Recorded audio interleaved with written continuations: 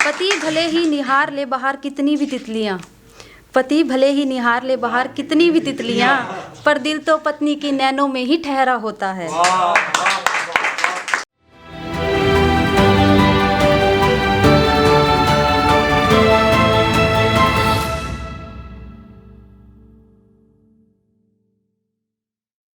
सुखी जीवन का एक ही रास्ता, त्याग, समर्पण और महादेव में आस्था। नमस्कार सभी को, मेरा नाम निशु है और मैं अम्बाला से आई हूँ और ये मेरा पहला ओपन माइक परफॉर्मेंस है किसी भी स्टेज पर। बहुत स्वागत है। तो आजकल की भागदौड़ भरी ज़िंदगी में प्रेम बहुत कम है हमारी ज़िंदगी में, तो मैं बस प्रेम के बारे में ही कुछ बात करना चाहती हूँ। तो पहले दो शेर। मेरी जुल्फ़ों पर वो मरता है और मेरी साड़ी का दीवाना है। मेरी जुल्फ़ों पर वो मरता है और मेरी साड़ी का दीवाना है। कभी चीनी तो कभी चाय के बहाने उसका मेरे घर पर आना जाना।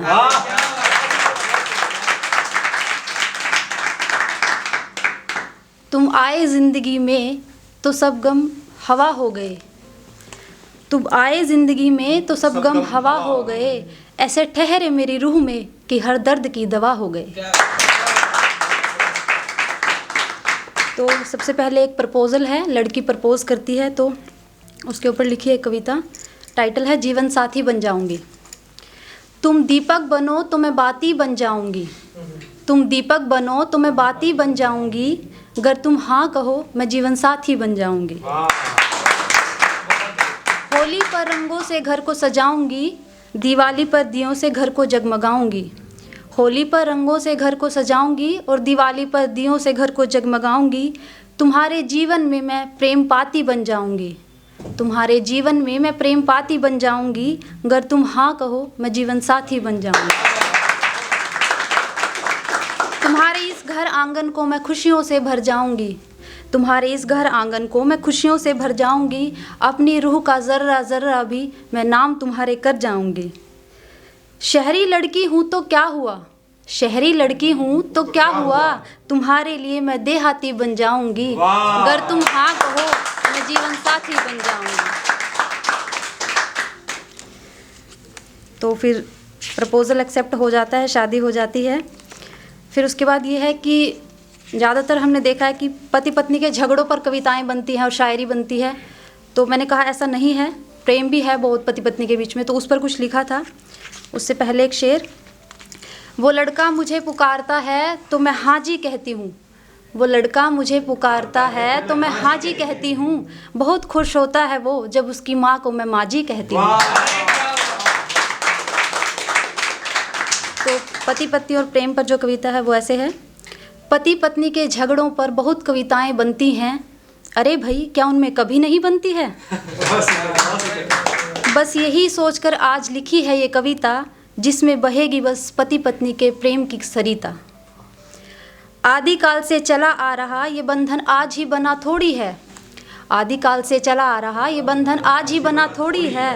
राम सीता शिव पार्वती आह कितनी सुंदर जोड़ी है। और फिर कितनी अच्छी बात कही है। एक दूजे के बिना ना ये माता पिता बन पाते हैं। एक दूजे के बिना ना ये माता पिता बन पाते हैं। पहले से ही तय ये रिश्ता तो स्वयं विधाता बनाते हैं।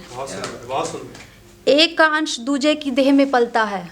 जब एक का अंश दूजे की देह में पलता है तभी घर आंगन में एक नव जीवन खिलता है। पत्नी घर चलाती है तो पति बाहर कमाने जाता है। पत्नी घर चलाती है तो पति बाहर कमाने जाता है। दोनों के सामंजस्य से ही तो ये गृहस्थ जीवन चल पाता है। माना घर खर्च के पैसों से पत्नी कुछ बचा लेती है। माना घर खर्च के पैसों से पत्नी कुछ बचा लेती है। कभी कभी पति की जेब से भी चुरा लेती है। जब जब पति पर आई कोई वित्तीय समस्या भारी है, जब जब पति पर आई कोई वित्तीय समस्या भारी है, तब तब उन्हीं पैसों से उसकी सहायता करती उसकी नारी है। पत्नी जब मायके जाए तो पति बड़ी खुशियां मनाता है। पत्नी जब मायके जाए तो पति बड़ी खुशियां मनाता है। सच पूछो तो पत्नी का मायके जाना उसे कभी नहीं भाता है। हाँ, पति कभी जताते नहीं पर प्रेम इनमें बहुत गहरा होता है। हाँ, पति कभी जताते नहीं, पर प्रेम इनमें बहुत गहरा होता है। पत्नी की आंखों में भी तो अपने प्रियतम का ही चेहरा होता है। पति भले ही निहार ले बाहर कितनी भी तितलियाँ, पति भले ही निहार ले बाहर कितनी भी तितलियाँ, पर दिल तो पत्नी के नैनों में ही ठहरा होता है। और ज़माना नज़र लगा देता है हर पावन रिश्ते को, और ज़माना नज़र लगा देता है हर पावन रिश्ते को, इसलिए नोक झोंक का इस पर पहरा होता है। अंत समय जब आएगा तब कोई न साथ निभाएगा, बेटा अपनी गृहस्थी में रम जाएगा, बेटी को भी नया घर परिवार मिल जाएगा। तब बस दोनों ही होंगे एक दूजे का साथ निभाने को, तब बस दोनों ही होंगे एक दूजे का साथ निभाने को, एक दूजे की ऐनक और छड़ी ढूंढ लाने को।